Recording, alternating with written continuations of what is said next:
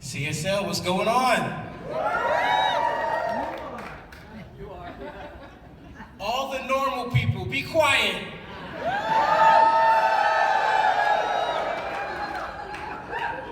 Let me just tell you how much I love Science of Mind. Number one reason is it's full of love, it's full of truth. But the other reason, Science of Mind people are just so dang beautiful. Yes. There must be something about knowing that God is all there is. It just forces you to not worry, and you are just beautiful after that. Just like Reverend Janet, I too grew up in Science of Mind. I used to get really jealous of a lot of these stories I would hear from others when they would talk about how they found this philosophy.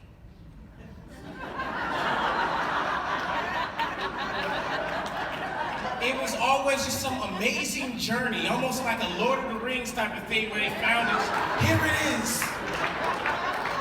I don't have that. I don't have that. I grew up in this. It was actually the opposite for a while. And for a while, I was actually very embarrassed because every time someone said, "What church do you go to?" Here we go again, all right. We're different. And we embrace that we're different, but I didn't always appreciate that. It wasn't until my first church camp that I realized that my grandmother didn't just make up a religion.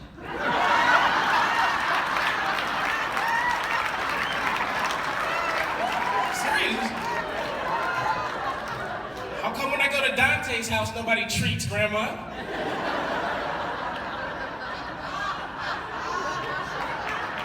That's my story. That's it. It was church camp where I finally got to be around others from all over the world. I'm seeing them pray like me. I'm seeing them just be open-minded and loving, just like I was taught to be. I was seeing people being weird just like me and didn't care.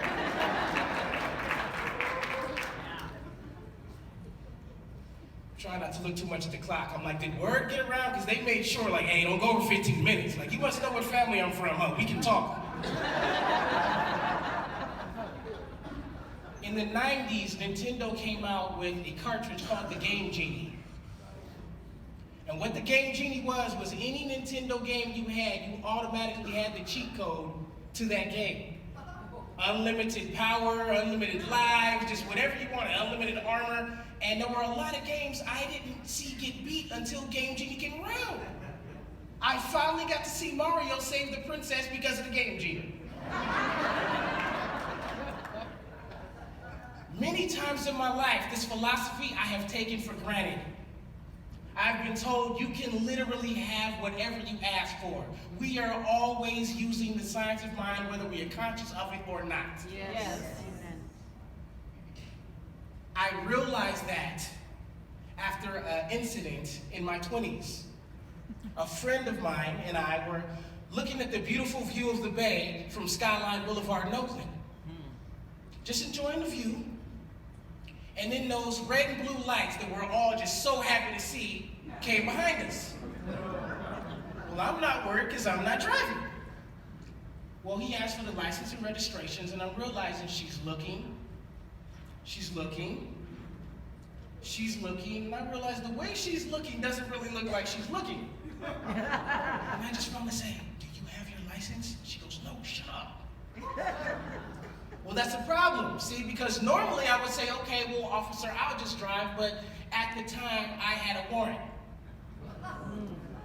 You don't have to go all like that. It's pretty much what it was I used a ticket for the transit that was my grandmother's ticket. You get a pass, and you get a fine if you get caught using that ticket.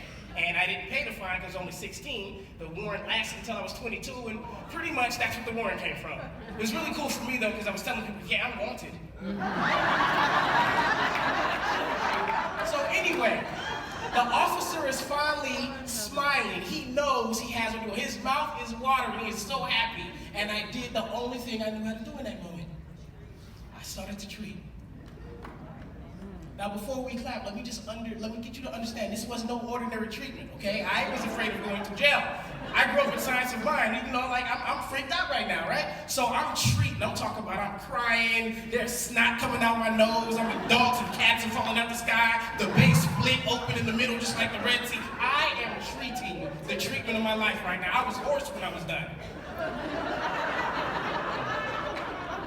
And literally, by the time I said, "And so it is," a car comes crashing over an island in the middle of the street and just stopped right there in the middle of a ditch.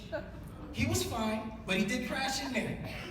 And the officer literally looks up at me and goes, "You're good, aren't you?"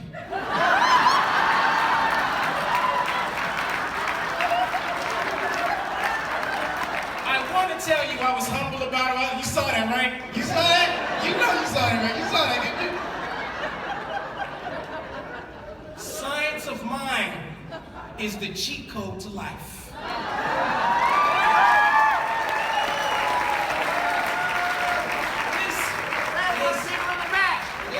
Science of mind is the cheat code of life.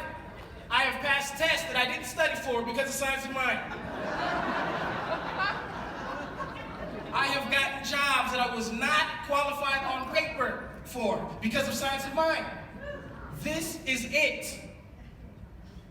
This is a philosophy that we have learned to use and navigate, regardless of how we came up, regardless of our beliefs. This is compatible with everything. And I am truly thankful that I got to grow up in this philosophy. You know, I took on my role as youth and family director with my own preconceived idea how things were supposed to go, which is what we are pretty much against in this philosophy, right? We just always supposed to keep an open mind. And I laugh every Sunday when I go there with my mind on everything but the moment. And I always end up laughing because I can hear a guy saying, "Yeah, bet you didn't think 3- and 4-year-olds would be your guru today, did you?" True divinity is seeing the divine in every experience we come across. This is a room full of religious scientists, so I can say this without anybody getting offended. Anything that offends, frightens, or outright just makes us uncomfortable means that we are the ones who need to adjust our consciousness.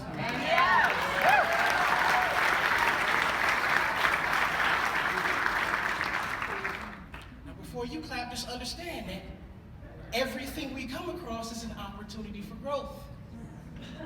It may show up as saggy pants. I can sneak that in there, right? It may show up as loud, obnoxious rap music. Hey. Our job is to see the God in that situation.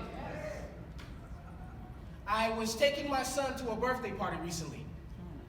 And we were looking around for cards. Of course, he's 10, so he can't make up his mind about anything. And finally, I just decided, look, we're getting this one. And it was a card that was "Where's Waldo?" My son had no idea what "Where's Waldo" was, which also let me know I had a lot more work to do in my parenting. And I explained to him what "Where's Waldo" was, which pretty much is, we all know, every page you turn, you're trying to find Waldo and circle him. And then I started really thinking about the concept of "Where's Waldo," because, you know, in science of mind, everything always means something about God. And I realized that "Where's Waldo" is literally the game we've been playing with God since we've manifested. Every single page we turn is a new opportunity for us to say, "There you are, God. I see you right there." No matter what the page may look like, it may show up as some illness. It may show up as an annoying boss we can't stand to be around. It may show up as an abusive relationship, but at the end of the day, it is our job to see the God in the situation. Yeah. We are the quarterbacks of our life. We are the ones calling the audible. We are the ones who get to decide exactly what it is. The universe is pure, unadulterated love. Yes. And the one word it always says is yes. So when I say, "Oh, this is whack," When I say, oh, I'm scared, oh, this isn't gonna work out, oh, I just give up, the universe shows me more of what I've been saying. I was so happy earlier because I saw my mentor, my prac teacher, my everything, Reverend Andriette today. And at the time I didn't appreciate it, but she would always correct my error language when I would talk. And she would always kick that change your thinking, change your life thing to me, and I would always get annoyed. I'm not trying to hear that. Can't you just let me be a victim right now?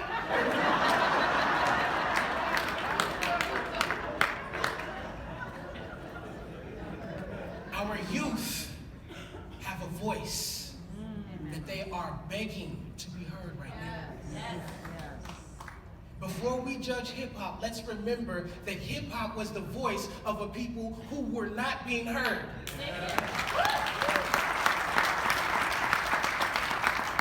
Hip-hop is the voice of the people who a lot of times are meant to be forgotten about. If we don't like what's being talked about in hip-hop, that means we have work to do.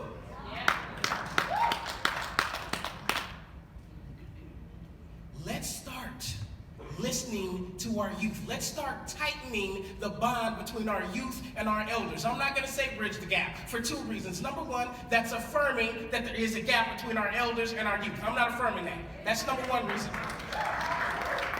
Number two reason, saying bridging the gap only gives y'all opportunity to quietly laugh at my teeth, and I'm not going to give you opportunity to do that.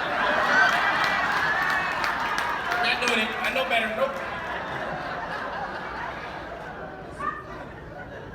Let's start embracing our youth. Let's start hearing what they have to say. Let's stop trying to control their life. When we pass the torch, that is an affirmation. We don't get to have stipulations added to it. We get to let that torch go and say it so it is.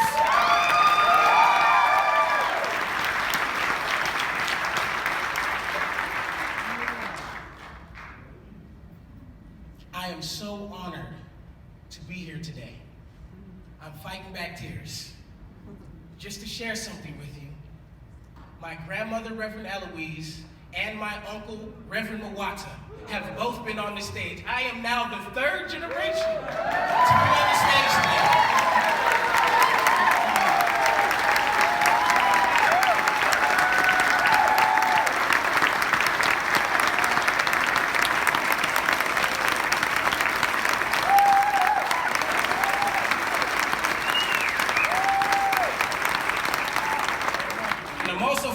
Tears because I'm looking at that clock and I'm doing something I ain't did before. I am on time.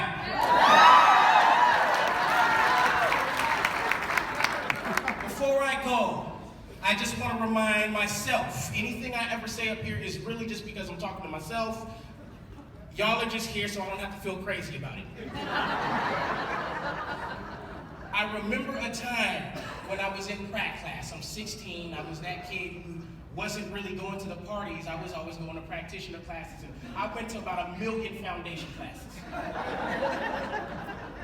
And my uncle was talking about how there are no victims. And of course, that's when everybody started standing up. Well, what about this? Well, what about this one? And he said, listen, you outswam millions of sperm to be here. Not only that, they did a study that the egg actually chooses which sperm it actually wants to fertilize. Yeah. He broke it down and said, not only did you swim a marathon, but you also had to give one heck of an interview once you got there.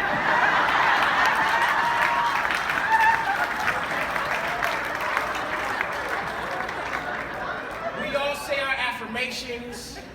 We all meet with our practitioners. We do everything we're supposed to do, but remember that pain is growth and it is inevitable. So when you are going through that growth experience, remember that. Remember what it took for us to get here. Look around you right now. This is the all-star game, y'all. You made it. This is the all-star game. Thank you, and I love you all.